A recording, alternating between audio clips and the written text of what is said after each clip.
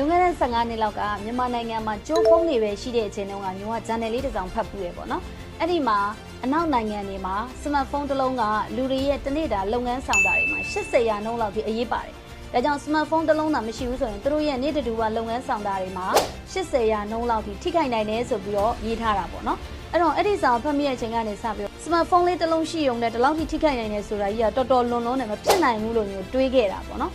ဒါပေမဲ့ဒီနေ့ခေတ်မှာအဲ့ဒီစကားအရန်ကိုမှန်နေပြီမျိုးတို့လက်ထဲမှာဖုန်းတစ်လုံးကိုဘယ်လိုအသုံးချနေသလဲဆိုတဲ့အပေါ်မှာမူတည်ပြီးတော့မှ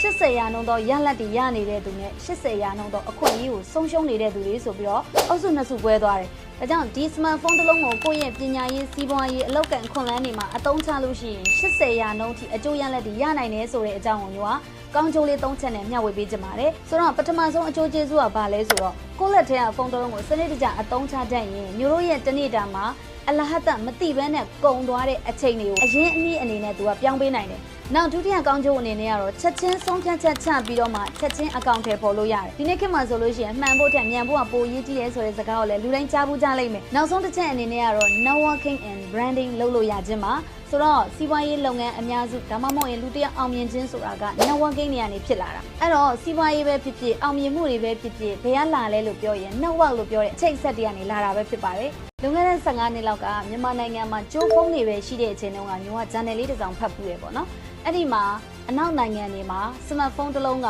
လူတွေရဲ့တနေ့တာလုပ်ငန်းဆောင်တာတွေမှာ80ရာနှုန်းလောက်ထိအရေးပါတယ်ဒါကြောင့်စမတ်ဖုန်းတစ်လုံးသာမရှိဘူးဆိုရင်သူတို့ရဲ့နေ့တူကလုပ်ငန်းဆောင်တာတွေမှာ80ရာနှုန်းလောက်ထိထိခိုက်နိုင်တယ်ဆိုပြီးတော့ရေးထားတာပေါ့နော်အဲ့တော့အဲ့ဒီစာဖတ်မိတဲ့အချိန်ကနေစပြီးတော့စမတ်ဖုန်းလေးတစ်လုံးရှိုံနဲ့ဒီလောက်ထိထိခိုက်နိုင်တယ်ဆိုတာကြီးကတော်တော်လွန်လွန်းတယ်မဖြစ်နိုင်ဘူးလို့မျိုးတွေးခဲ့တာပေါ့နော်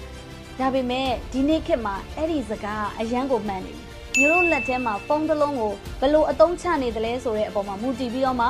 80ရာနှုန်းတော့ရလက်တွေရနေတဲ့သူနဲ့80ရာနှုန်းတော့အခွင့်အရေးကိုဆုံးရှုံးနေတဲ့သူတွေဆိုပြီးတော့အုပ်စုနှစ်စုကွဲသွားတယ်။ဒါကြောင့်ဒီစမတ်ဖုန်းတစ်လုံးကိုကိုယ့်ရဲ့ပညာရေးစီးပွားရေးအလောက်ကန်ခွန်လန်းတွေမှာအသုံးချလို့ရှိရင်80ရာနှုန်းထိအကျိုးရလက်တွေရနိုင်တယ်ဆိုတဲ့အကြောင်းကိုမျိုးကကောင်းကျိုးလေး3ချက်နဲ့မျှဝေပေးကြပါတယ်။ဆိုတော့ပထမဆုံးအကျိုးကျေးဇူးကဘာလဲဆိုတော့ကိုယ့်လက်ထဲကဖုန်းတစ်လုံးကိုစနစ်တကျအသုံးချတတ်ရင်မျိုးတို့ရဲ့တနေ့တာမှာအလဟတ်တမတိဘဲနဲ့ကုံသွားတဲ့အချိန်တွေကိုအရင်အနည်းအနေနဲ့သူကပြောင်းပေးနိုင်တယ်နောက်ဒုတိယကောင်းကျိုးအနေနဲ့ကတော့ချက်ချင်းဆုံးဖြတ်ချက်ချပြီးတော့မှချက်ချင်းအကောင့်ထဲပေါ်လို့ရတယ်ဒီနေ့ခေတ်မှာဆိုလို့ရှိရင်မှန်ဖို့ထက်မြန်ဖို့ကပိုရေးကြည့်ရဲဆိုတဲ့စကားကိုလည်းလူတိုင်းကြားဘူးကြားလိမ့်မယ်နောက်ဆုံးတစ်ချက်အနေနဲ့ကတော့ networking and branding လုပ်လို့ရခြင်းပါဆိုတော့စီးပွားရေးလုပ်ငန်းအများစုဒါမှမဟုတ်ရင်လူတစ်ယောက်အောင်မြင်ခြင်းဆိုတာက networking နေရာနေဖြစ်လာတာအဲ့တော့စီးပွားရေးပဲဖြစ်ဖြစ်အောင်မြင်မှုတွေပဲဖြစ်ဖြစ်ဘယ်ကလာလဲလို့ပြောရင် network လို့ပြောတဲ့အချိတ်ဆက်တွေကနေလာတာပဲဖြစ်ပါတယ်